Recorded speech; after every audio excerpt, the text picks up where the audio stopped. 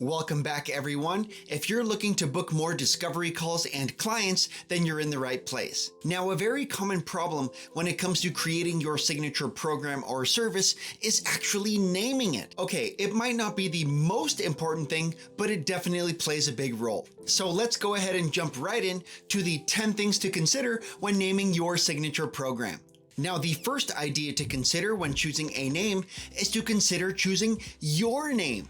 Now, I know you might be hesitant or you might have reservations about connecting your name to a certain niche that you may or may not change your name about later, but the point is that people ultimately buy from people, which is kind of more of a sales reference. But the point is that names are ultimately much more memorable than products. So like names are more like people or programs. They just generally have much more of a personalized feel than just products, which are meant for everyone. And if you feel compelled to release products or programs about crypto and coaching and X and Y and Z, then you can put all of those things under your name should be the official overall umbrella, and then you can list all of those other programs or sub-programs below that or anything like that. The next step to name your program or offer is to get to know your target customer.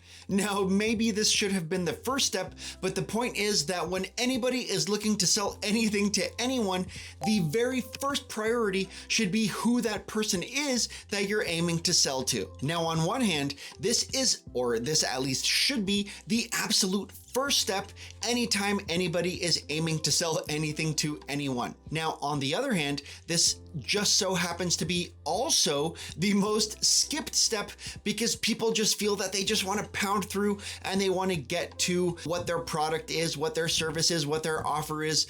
I don't want to say while ignoring, but while very significantly disregarding the people that they're aiming at targeting it at. So as you might imagine, the reason why getting to know your prospect matters is because you actually want to know what they want, what their problems are, what their goals are, because then you can name your program 30 days to blah, blah, blah.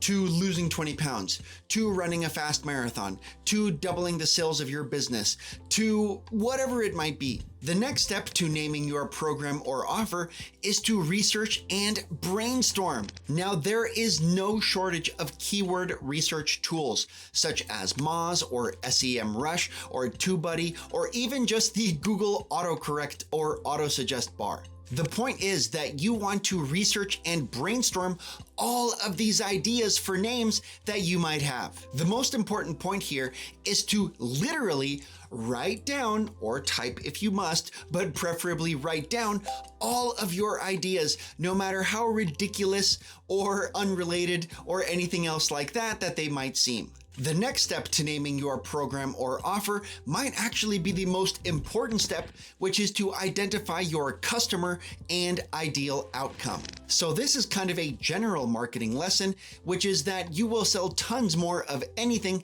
if you either identify who you're aiming it at or what outcome they are looking for. So on one hand, you can call it, if you're going to focus on who, then you can say the amateur runner's guide to being a pro runner, or the beginner business owner's guide to becoming an expert, or the one-on-one entrepreneur's guide to recurring revenue. Notice how all of that speaks to who you're aiming it at, because this is the type of person that this product would benefit. Now, similar but totally different is aiming at the outcome that they are looking for. So for example, all of those people that we just listed, you could name your program the 30-day guide to running a marathon in 4 hours, or the 2-month guide to doubling your sales, or the program to triple your lead generation, or anything like that, which shows you that it is the outcome that they are aiming for. The next step to creating the name for your program or offer is to keep it short and simple and spellable. Now, I know you might be thinking of companies such as Uber or Lyft that have weird spellings and weird names, but in most cases, it actually benefits you to have a name that is clear and simple and spellable and readable and just overall easy to recognize and understand on Google. So if you tell people, oh, my program is named blah, blah, blah, blah, that person can't actually look that up on Google because they don't know how to spell that. They may not even be able to repronounce it. But if you name your program the water bottle method or something like that, then that person will clearly and easily be able to Google that and find you. The next way to name your program or offer is to use language tricks. Now, to take you back to middle school or high school for a second, you can use language tools such as alliterations, which is when you use the first letter or a similar sound over and over again, like Samsung or Roto-Rooter or something like that that keeps the same sound, let's just say keeps it catchy. You could also use rhymes such as Hobby Lobby or something else like that. Now, all of that comes down to just being a little bit more memorable and noticeable. I've even heard that including the K sound, C or K, can actually make your name more memorable as well. Now, I'll leave that up to you on the specific science of what your name should include, specifically the sounds and phonemes and other stuff like that. But the point is that you should consider using language, which is the framework that you're working within. You should use that to your advantage. The next step to naming your program or offer is to use, or at least consider using, the name of a framework. Now, some of the most common frameworks that you might be familiar with include problem and solution and time frame to outcome.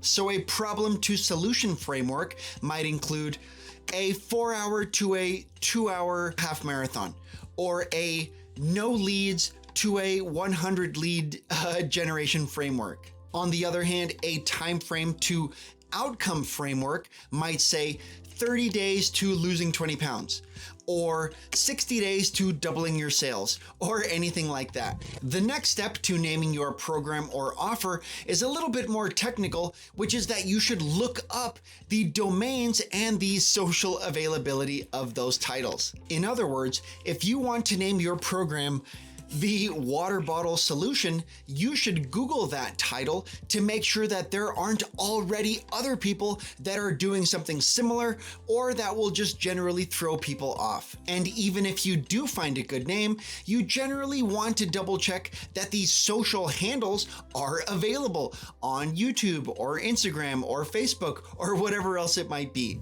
The next step to consider when naming your program or offer is to include a number. Now, I know I already touched on this earlier, but the point is that you want to include any type of metric in the actual title. Now, this might include 50 leads, 10 discovery calls, 20 pounds, 50 minutes, whatever it might be. You definitely want to throw in a number that makes it extremely clear. If you join, if you sign on, if you pay, then this is the result you will get.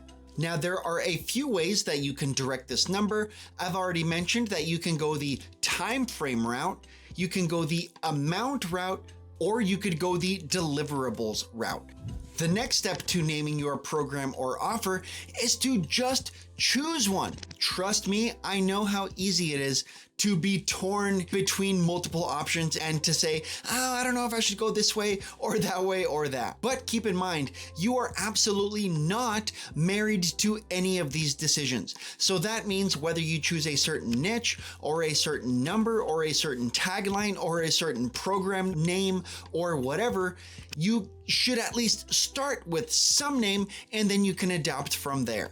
And the absolute most important step when it comes to naming your program or offer is to hit the like button and subscribe below. If you learned something interesting today, it does help a lot. For more help choosing your niche, creating your signature program, or getting clients, then definitely book a free call with me below to find the biggest opportunities in your business. Well, that wraps us up for today. Thanks everyone for stopping by, and I'll see you on the next one.